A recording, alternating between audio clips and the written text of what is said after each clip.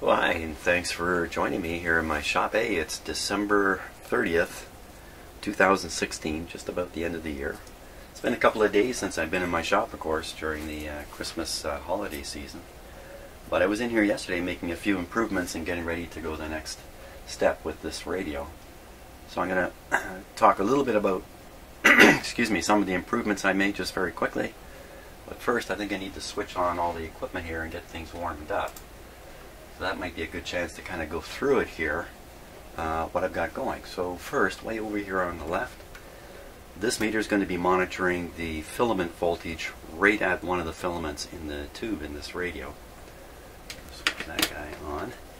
The filament voltages here is 1.5 volts nominally going into these tubes. Okay, so this guy is going to be monitoring the B+ voltage. Okay, so it's on the 150 volt scale. It's just warming up there. It should be running right around the middle here. That's 80 or 90 volts. This guy, by the way, is a 1.5 volt scale. It should be just about all the way over. Okay, now this meter is also monitoring the filament voltage, but it's monitoring it back here at some resistors I'm going to explain in a moment. And this guy, he's going to be monitoring the current flow going into the filaments. So I've made lots of changes here so I can monitor the filament voltage, including the power supply, which I'll show you in a moment. So we're going to be using the sweep generator. Turn that guy on, and his frequency counter. So a lot of stuff getting turned on here.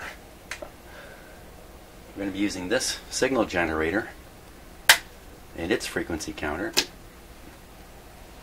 And that brings us over to the scope, of course. We're going to be using the scope because we're going to be doing an alignment, an IF alignment. And most importantly, something I seldom use in the shop is this big DC amplifier. Power supply, rather. This guy's minimum output voltage is 5 volts, and he goes up to 25 volts and puts out a pretty heavy current. This guy will put out a great amount of current, but it's not really current I'm concerned about.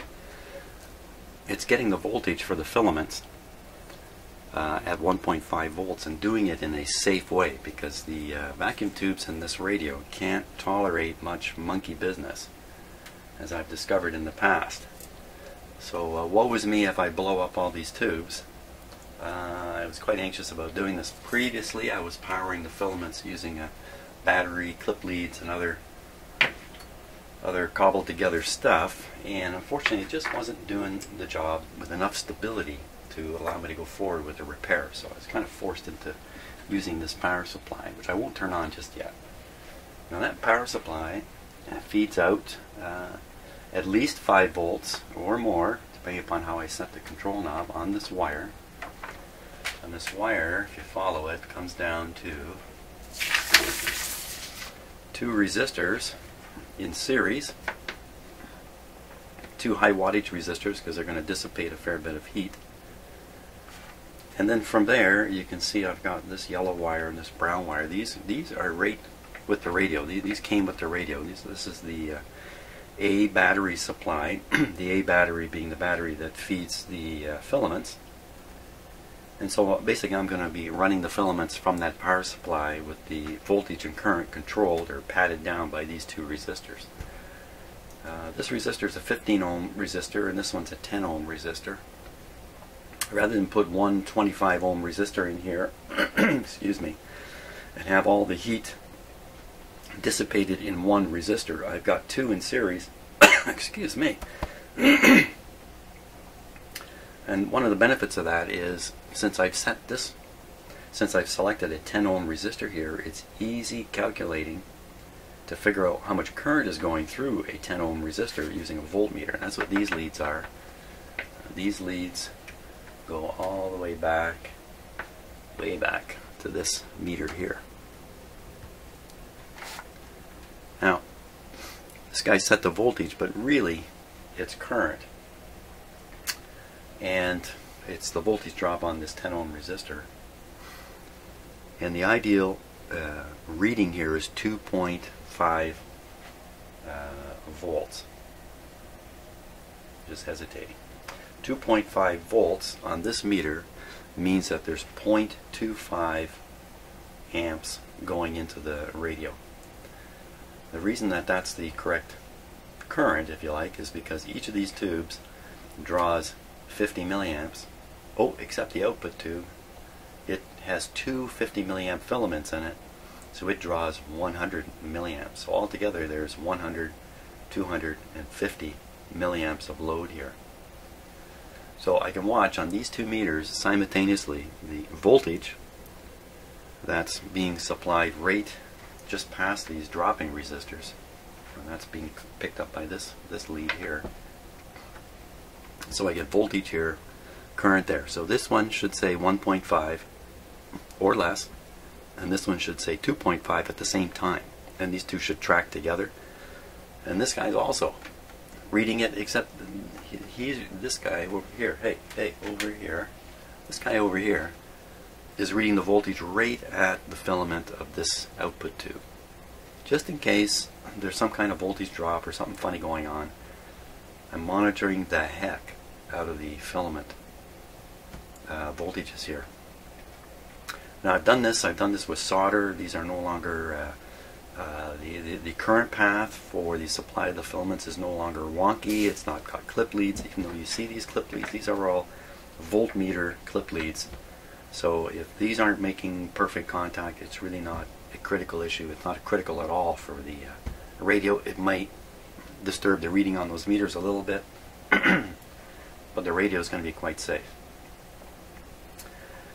The B plus is still coming from this power supply up here, which I just realized I left on last night. I see it's still sitting here on standby. Why do I keep doing that? I'm going to show you why I keep doing that. As I leave my shop, I look around at all the equipment, just make sure all the indicating lights are off.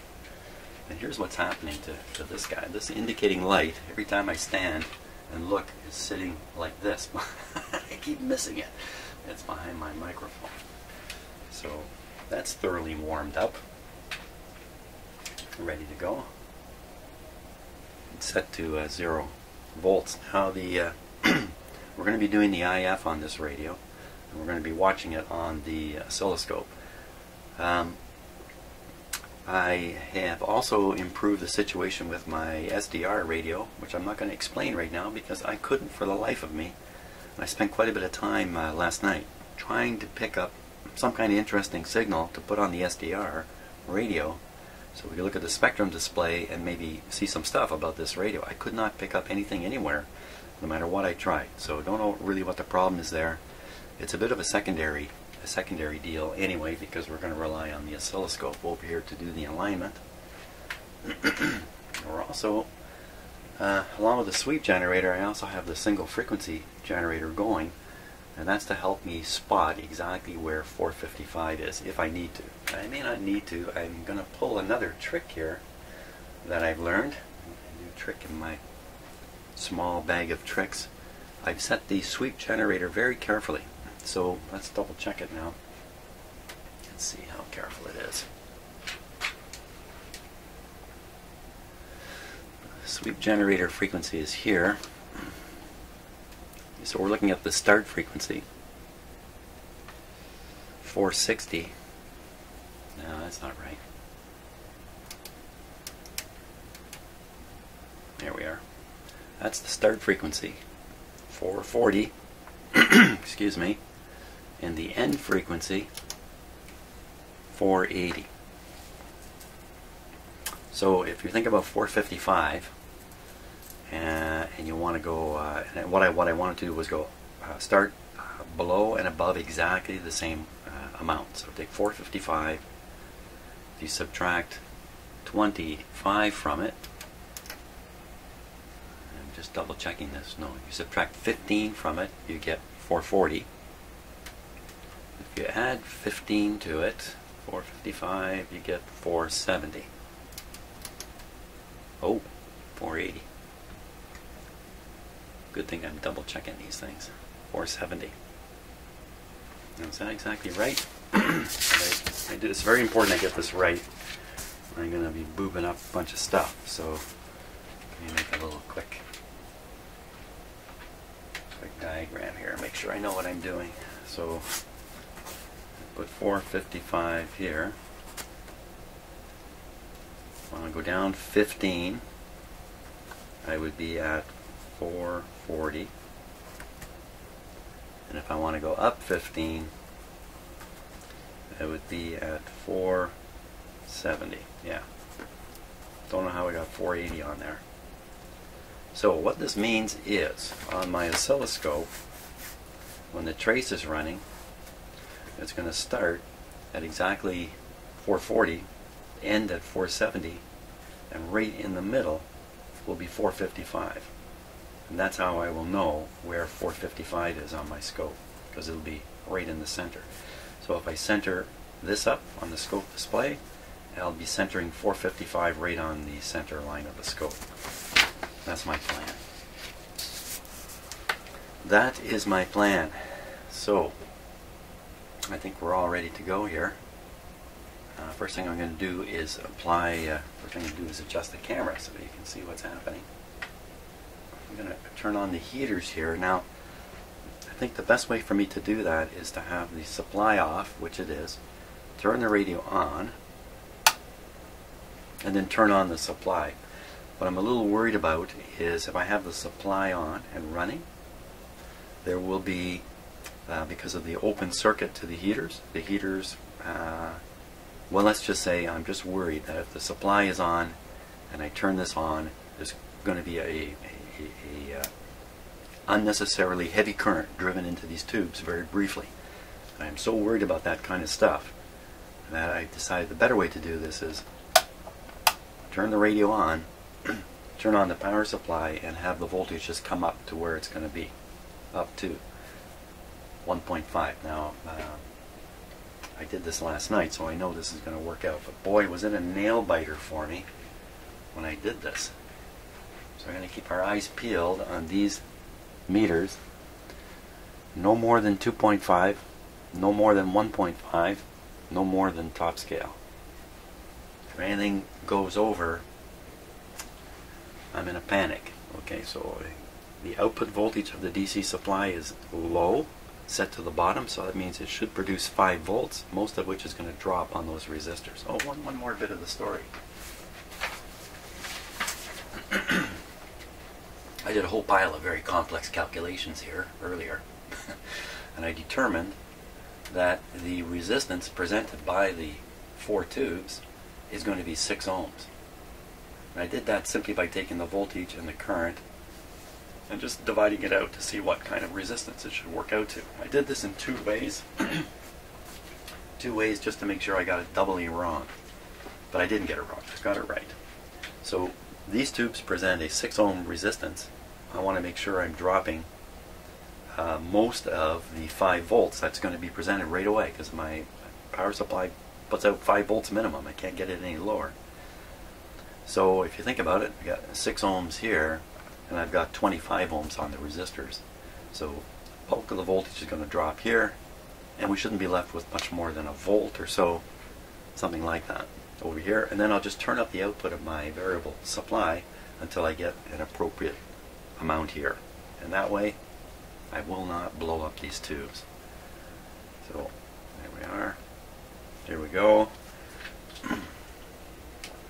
All the action is in these meters right now. Wow, excuse me. I live in a Canadian home in the winter.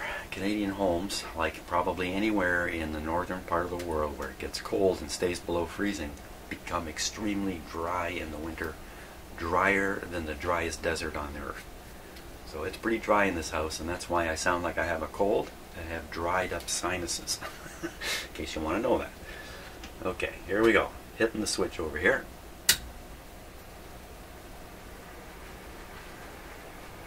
Okay, so this is coming up very close to a volt.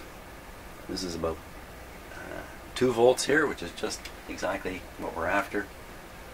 And here, a little low, but I mean, what I want to say there is I haven't blown up these tubes. And here's the other voltmeter here. So we just keep an eye on that, but I'm hooked up now to a very, very stable supply. And I've done it. All the wires you saw are solidly connected, soldered, stuff like that. So nothing bad can happen.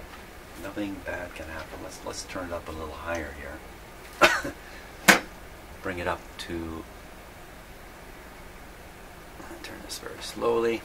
Now most tubes you can actually double the filament voltage and they're not going to blow up. But I have too many sorry stories about these particular kind of tubes. It's 1 volt tubes. So our 1.1 volts, 1.2, I'm turning real slow here. 1.3, we'll go a little bit higher and stop. There, about 1.4 volts. So everything's working well. This reading is matching this reading. The current and the voltage are correct. This guy is showing that we've got almost full. Of course, this isn't a well-calibrated meter here, but we can assume this is just about 1.5 volts right on the filament. So these tubes are all heated up now. Mind you, they're so low wattage, you never feel the heat in these tubes. Plus, they begin to operate immediately. There's no warm-up time on a radio like this. As soon as you apply current, filaments heat right away. And since there's no cathode in here, these are all directly heated filaments, which is part of the trick of making them work with such low power. Radio comes to life. But we don't hear anything because no B plus yet. No B plus. Okay, so we're going to raise the B plus on the radio now.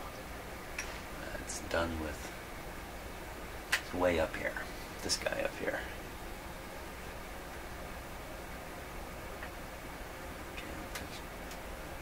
Camera lighting issues here.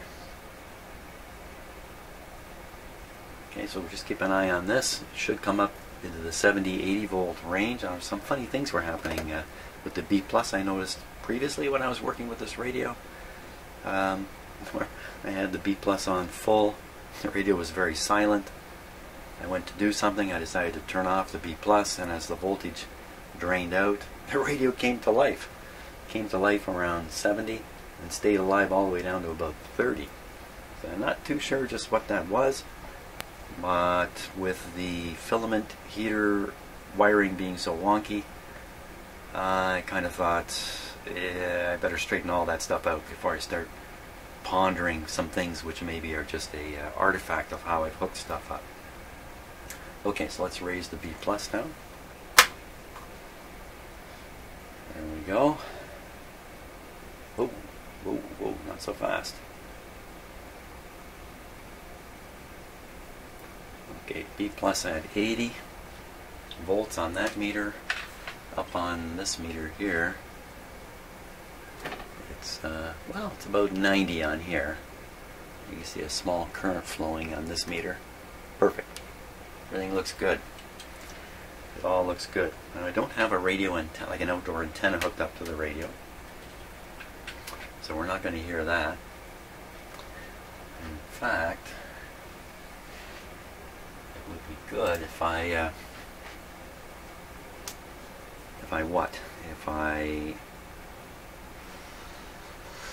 had the scope going. So we'll make the sweep generator sweep. That'll put the scope sweeping across here. Let me just turn it up a bit. We'll get a closer look at it in a minute. And on with the sweep. There we go. Now if I turn the radio voltage up, you should be able to hear it.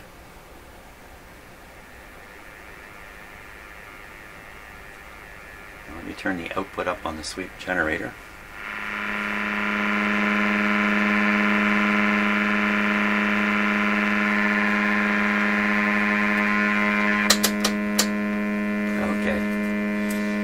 I'd left this signal generator tuned to 455 or thereabouts. And with this thing going and the sweep generator going, you heard that funny interference. You also might have noticed the display on the scope was a little bit wonky. Now let's put the didn't put my oops. my scope camera in place here. So I'll get out my... Well, this is one of the handiest things in my shop for cameras, believe it or not. I call this a 3-4-5 box. You know, some of you would know what I mean. 3, 4, 5 box. And it's real handy for doing this. Here we go. I'm going to whack my camera around. That's not so smart. Let's see what that looks like. There we are. So now you can get a look at the sweep generator as it passes through the IF. Now it's just a little bit of instability in my scope. Some of the shakiness is the scope, so hopefully we can get away with that. Now if you remember, I set this up so that this was, I'm sure you remember, 440 kilocycles, and this is 470 at the top. So 455 is here in the middle. But look where the curve is. It's way off. It's way off.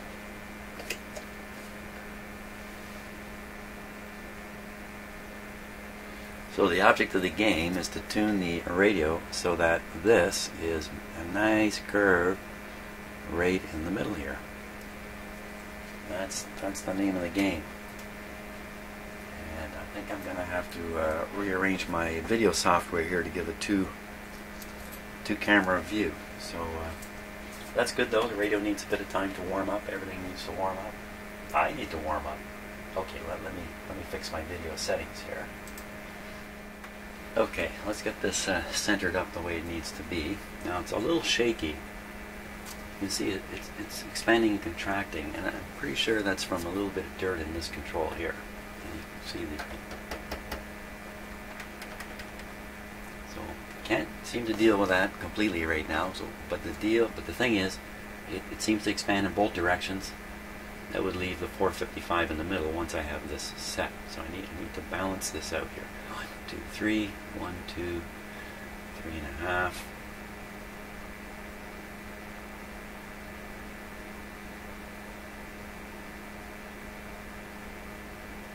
It's a little funny with it changing size while I do that. Make this get accurate.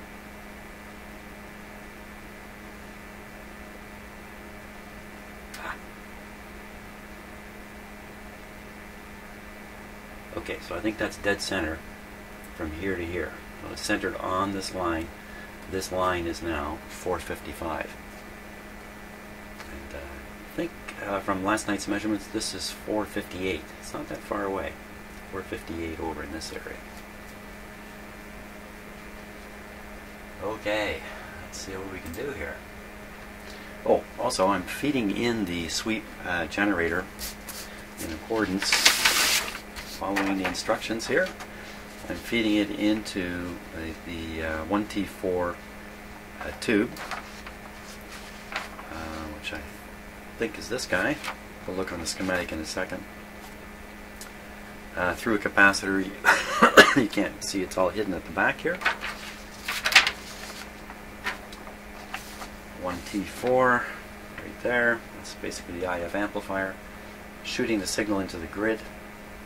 And I'm looking at it on the scope at the output of this coil, if you like. And the output of this coil is fed through this diode, so it's actually rectified. And it's pretty easy to find out where to connect this in the radio, because this is the volume control. And so, as with many of these simpler radios, right at the top of the volume control is the output from the detector, and also the AVC voltage that's going to be used. Later it goes back here to the radio. A great spot to connect to do this with the scope.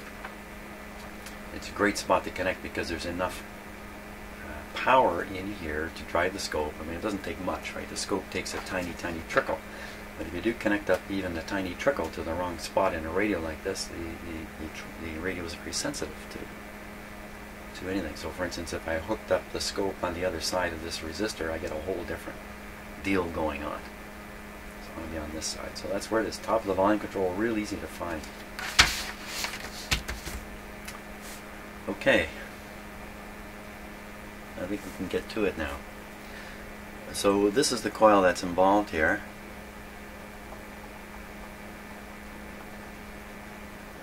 I can turn these things by hand. Who needs a screwdriver? I do. So we'll start working with these two coil slugs and see if we can get that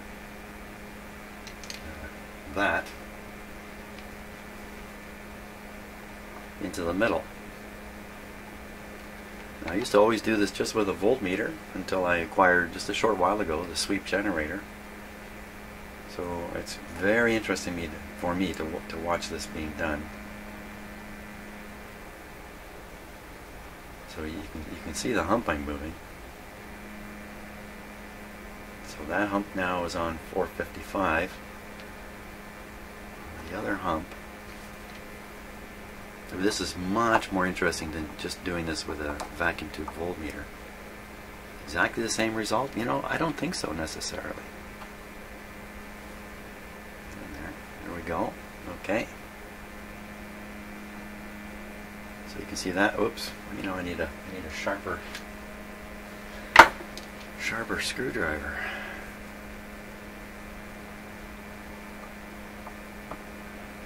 Okay. So there's the other hump going back and forth, and I'll bring it.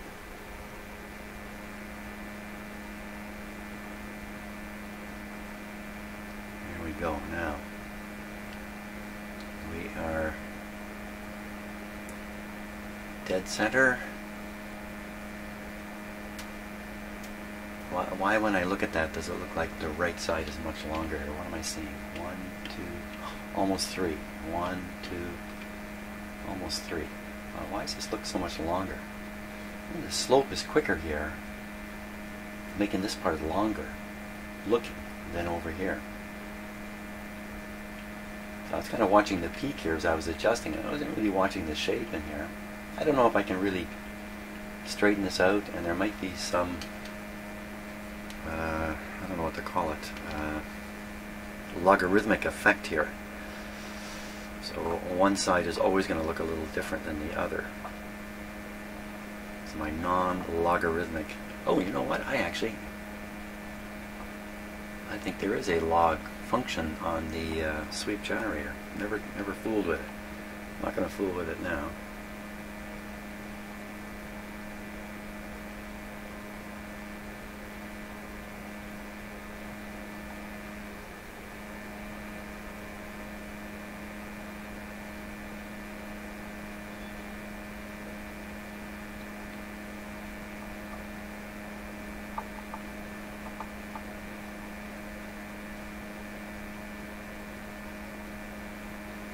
Definitely a change in the slopes there. Now that looks a lot more balanced.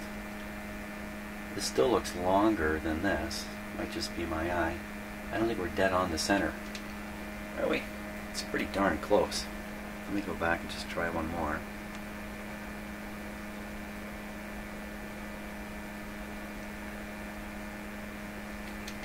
I don't think the whole display is centered quite right. You see the gap here and the gap there. Yeah.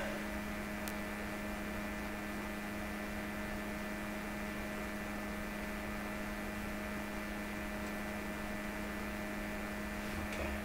I think that's better centered on the scope.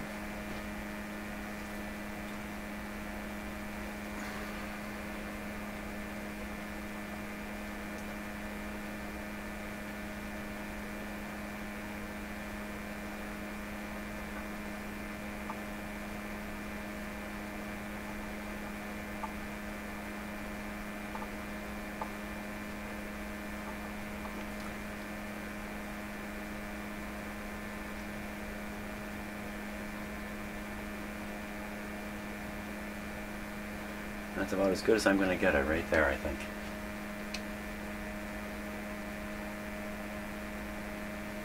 If we look at the actual length of this flat area, comes basically one division over plus a touch. Here it comes one division over plus a little more. So this side's still a little steeper. Like you can even see the width of it here, and the width here is slightly different. But I don't know what to do about that. Now, if I had another, when I get around to setting up another little device in here, I should be able to turn this into a straight line instead of this band. The band is a little bit of RF that's left in the signal we're looking at. A little bit of the 455 still coming through there. But I could literally rectify this or set up my own little detector and get a nice line there.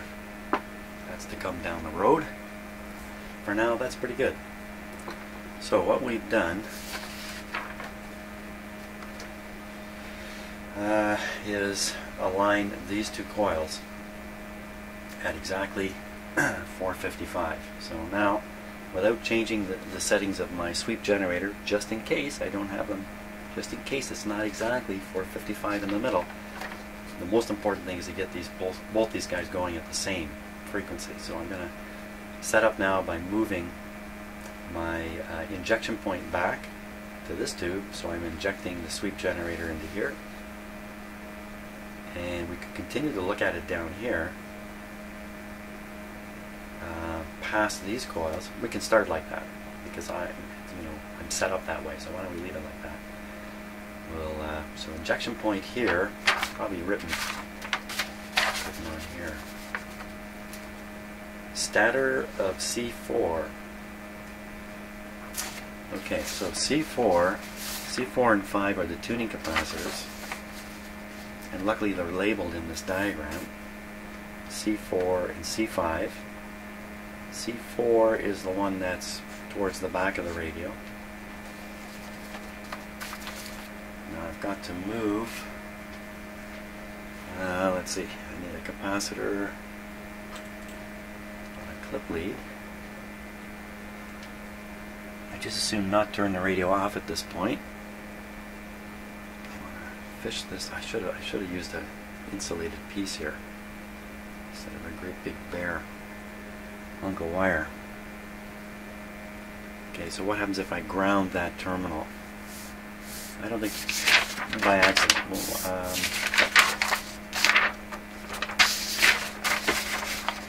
stator of C4. Oh, that's going to be a little tricky to spot on here. C4.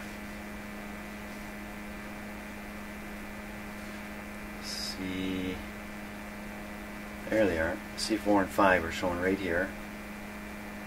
If I ground it, I'll be grounding what is basically a feed to a grid. It's really not a concern. If I ground it momentarily, accidentally, or I'm touching it with my hands.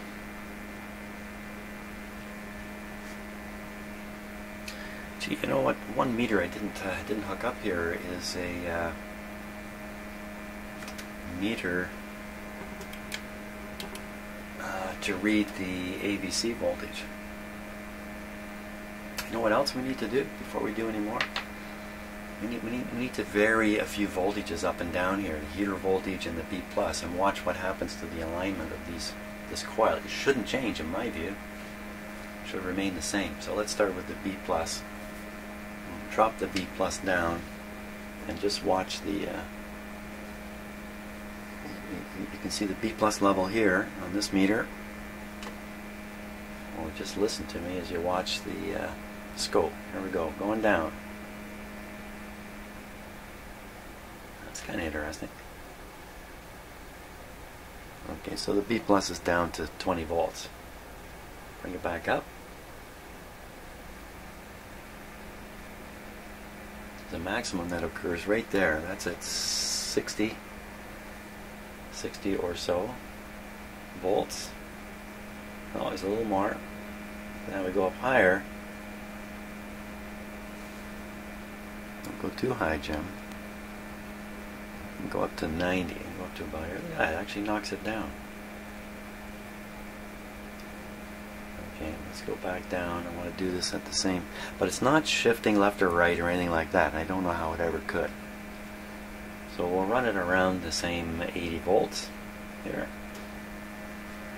Interesting. Now let's drop the heater. The heater voltage. We're at 1.43.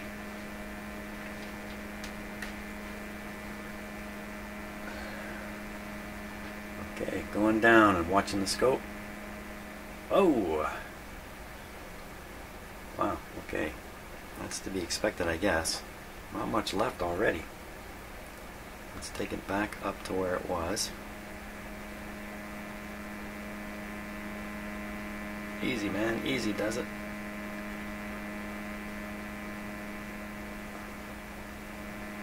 I'm watching to see if the resonant point is moving. I'm just freaking out because I can't watch the voltmeter and the scope at the same time here.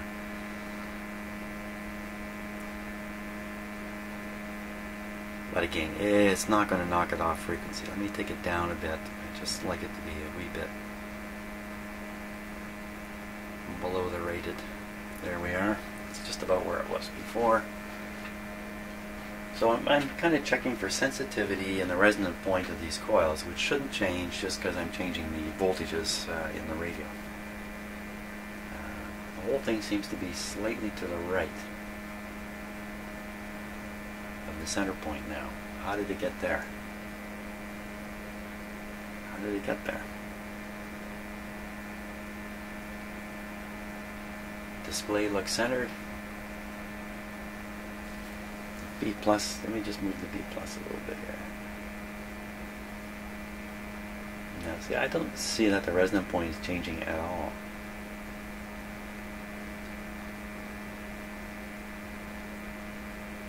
So should I retune again? Let's double check the start and stop voltage on the sweep generator just to be sure nothing funny's happened there. Stop voltage is 466. That is something funny. It's supposed to be 470. How did it get changed? Okay, so let me put the sweep on. Oh, I can't do that. Okay, I'm going to change the sweep voltage. Make there. So this didn't work. Let's try again.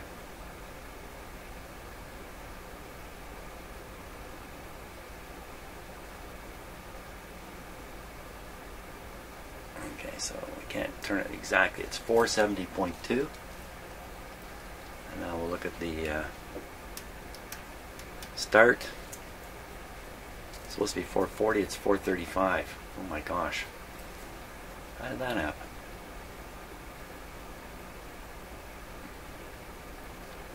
That certainly wrecked everything.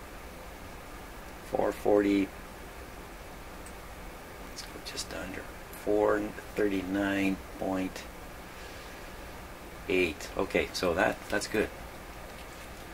So we got just below 440 to just above 470. That fits with my fantastic deal here. Let's look on the scope now. Put the sweep back on. Oh, we're way off. Good thing I double checked that.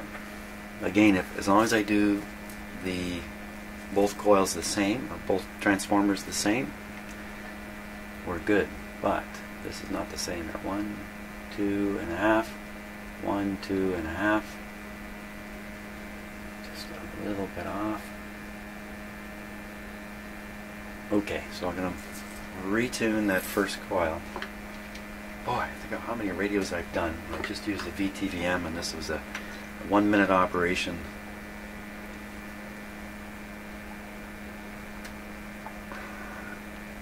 Now it's become a complicated deal. Okay, that's one coil.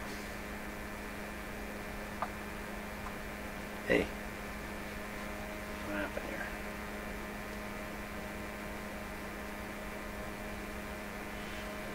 The wonders of autofocus.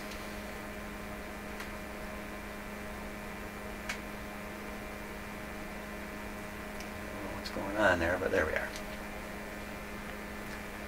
Okay, second, everything okay? Yes, second. other coil.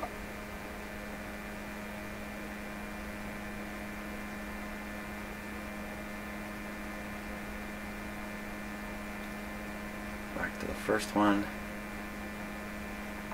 That would be interesting to see if the AVC voltage is actually tracking this as it should. That looks pretty good.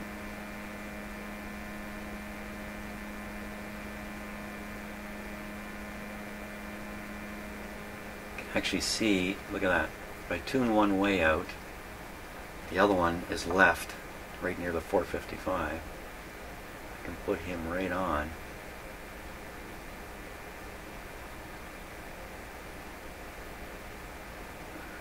Careful about pushing down on these slug screws. Again, I'll bring this one back, back, and back.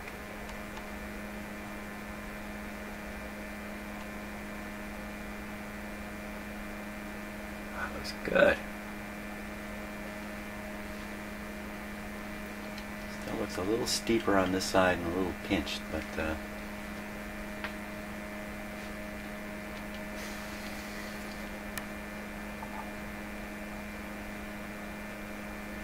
obviously for a little radio like this, it can't be that critical. Okay, there we are. Now we're set.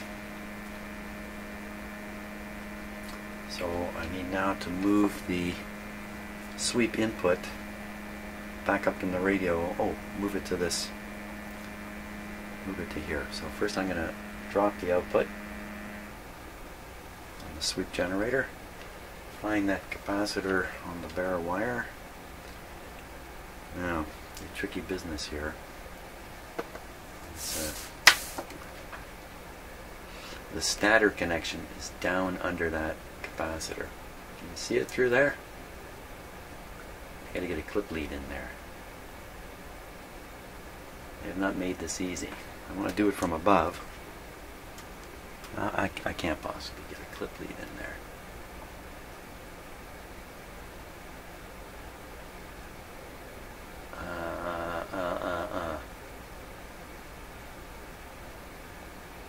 Or I have to follow the wire down under the radio and figure out where to clip down under the radio. Or can I get a clip lead in there? I have to pull this tube out of the way, and I don't want to pull a tube out again because I'm chicken. I'm a chicken. Well, what can I do?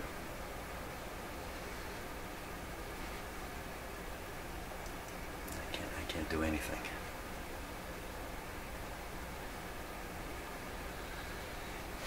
I can do nothing.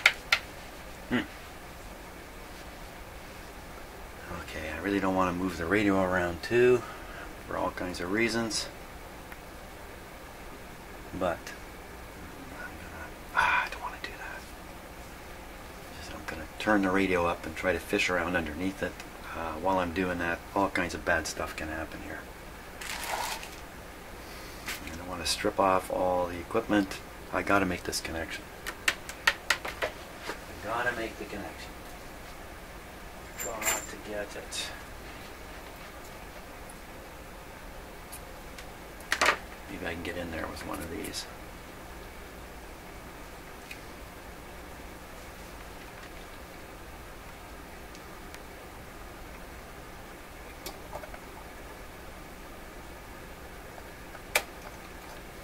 Almost got it there.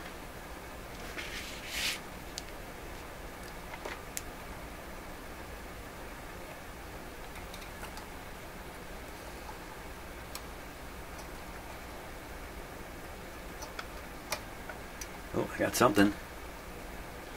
We're hooked on. We got a bite. What are we hooked on to? Don't be fooled from that view. There's not much to hook onto under there, so I think I probably got it. Yeah, it looks good. Okay, so now I got a long clip lead hooked up. What would that matter? I don't think it would matter much. So Need to feed in the signal generator to this.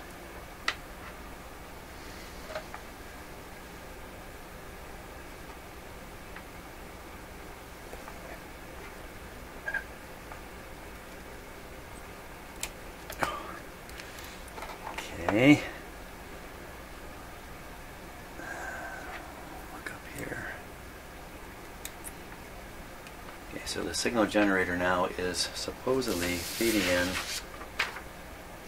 to the stator of C4 through a capacitor as instructed. Turn it up a bit. Bingo, there it is.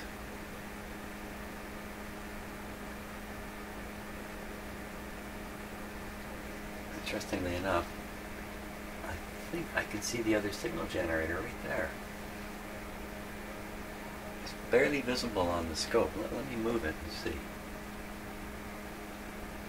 No, I don't know what that is. There's some little wiggly thing happening right there, so I'll ignore it. The other signal generator output is very, very low. Too low to have an influence on anything anyway. And okay, it is connected though at the other injection point still. So I have one signal generator still feeding into the grid here with a very low, essentially non-existent signal. The fixed signal generator, I'm just ignoring that. Gee, I wonder if it's buggering up this coil. Could be. Let's get it off there. Well, yeah, I guess so, eh? I guess it was. Okay, quick. Down on the signal strength.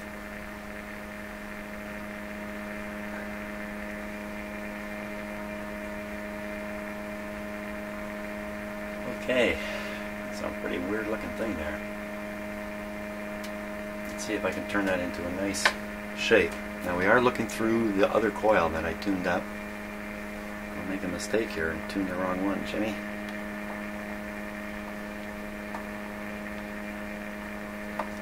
The sensitivity you see there is actually to the mechanical action of me touching the screw shaft, or whatever you call it. It's from... Okay, here we go. Oh yeah, that's nice. Look at that.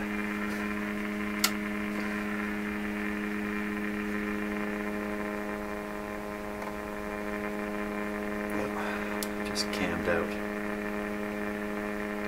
Is this my mini? Mini? No.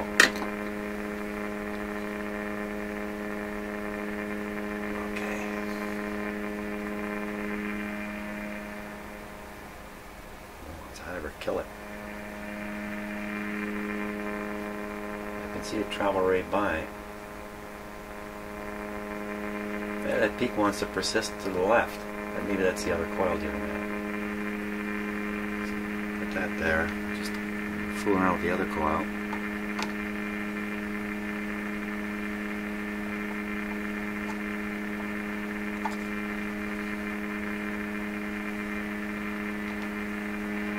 That's moving it a little bit.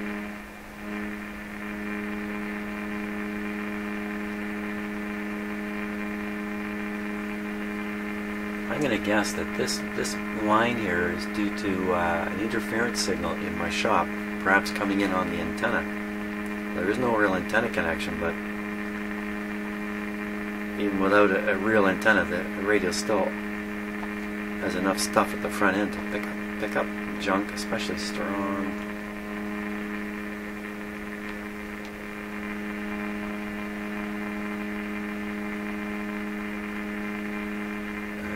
Really strong signals. So, well, that looks, I would say, about perfect.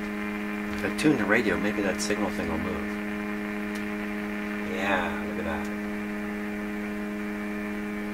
So, this is one noise signal in my. This is another one. Whoa! What was that?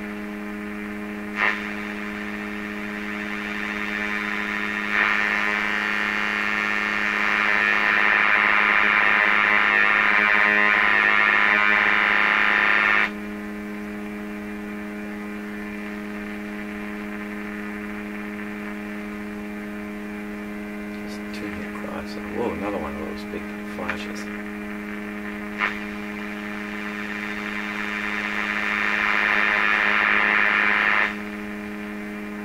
Very odd.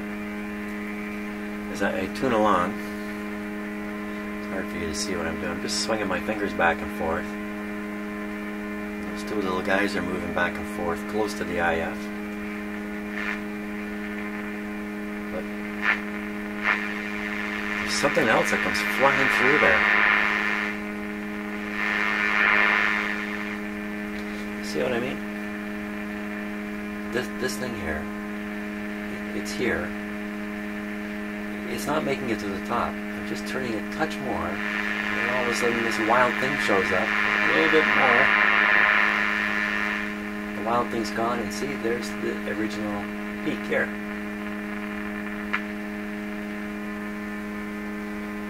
I wonder what that is.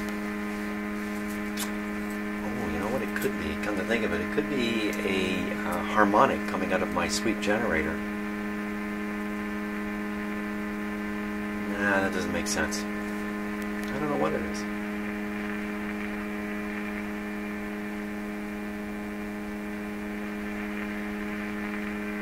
Interesting, though.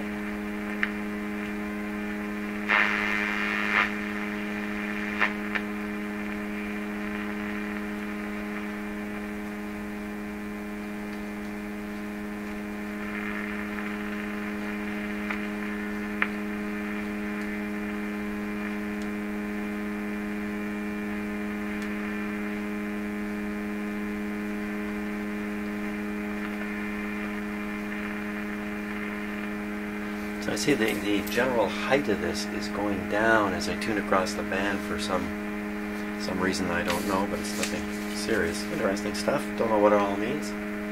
The fact is we've got this tuned up really nicely now. I'm quite certain. I am quite certain.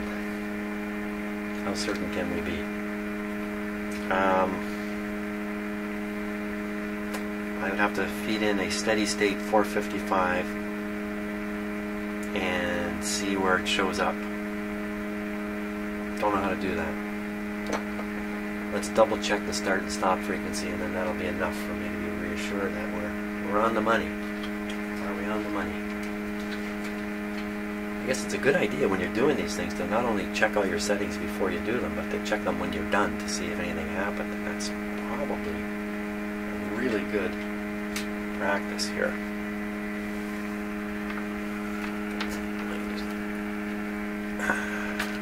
Come on.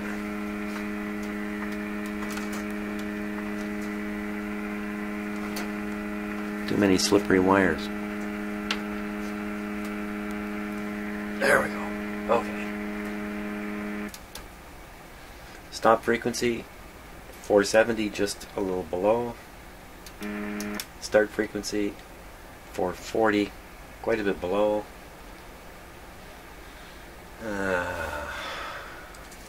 Okay, let's reset it and just take a look at the scope. So I'm trying to get this up. That's about as close as you can get to 440 as you can possibly get. 440. The stop frequency should be 470.